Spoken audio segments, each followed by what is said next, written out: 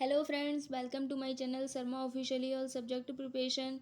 Please watch full video, like this video, share this video and comment this video और subscribe my channel. Okay friends, so let's start. आज हम आपको संज्ञानात्मक सिद्धांत जो कि जीन पियाजे जी ने दिया है, संज्ञानात्मक सिद्धांत जो कि जीन पियाजे ने दिया है, आज हम आपको वो बताएंगे. यह सिद्धांत जीन विलियम फ्रिट्ज पियाजे ने दिया है. इस सिद्धांत को क्रमिक विकास का सिद्धांत, संप्रत्य निर्माण का सिद्धांत भी कहते हैं. ओके.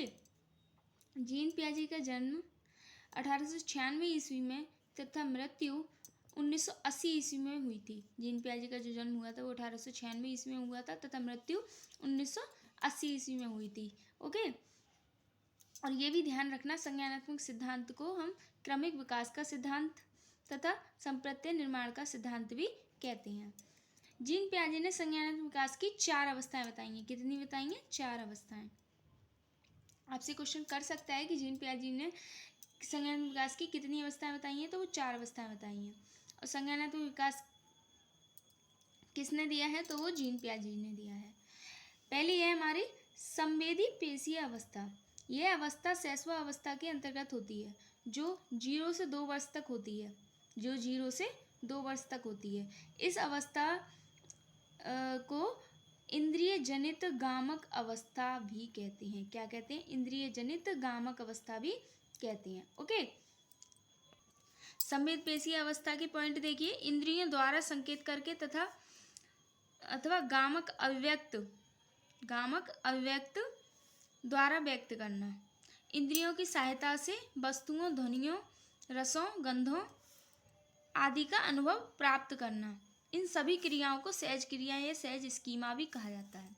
क्या कहा जाता है? सहज स्कीमा. सेकंड है पूर्व संक्रियात्मक अवस्था.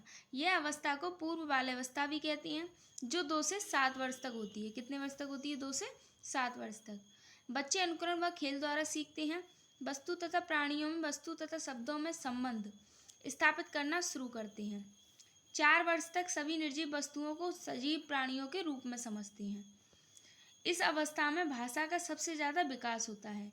कौन सी अवस्था में? ये सारी जितनी भी बातें बता रही हूँ मैं, वो होती हैं 2 से 7 वर्ष के बच्चे में, और वो पूर्व संक्रियात्मक अवस्था.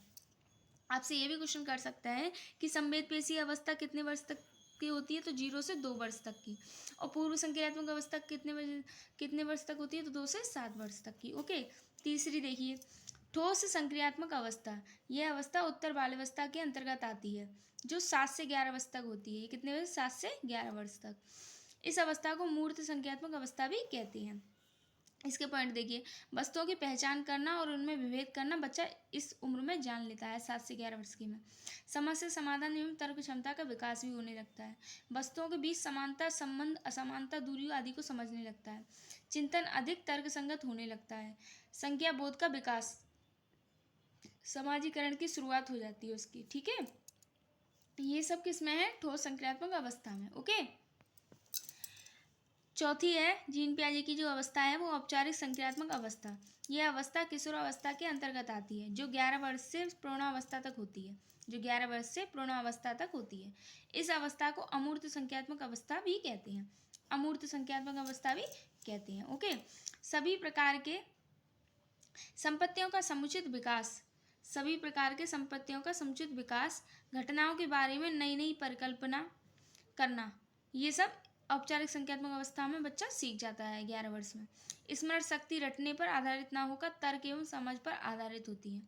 ओके. ये सब औपचारिक संक्रियात्मक अवस्था के अंतर्गत आता है. तो हमने बता दिए संज्ञानात्मक सिद्धांत जो है वो किसने दिया था? जीन पियाजे ने दिया था. और उनकी 4 अवस्थाएं भी आपको बता दी, बहुत ही सूक्ष्म रूप में आपको बताया. Okay friends, thanks for watching. Please like this video, share this video, comment this video और subscribe my channel. Okay, take care.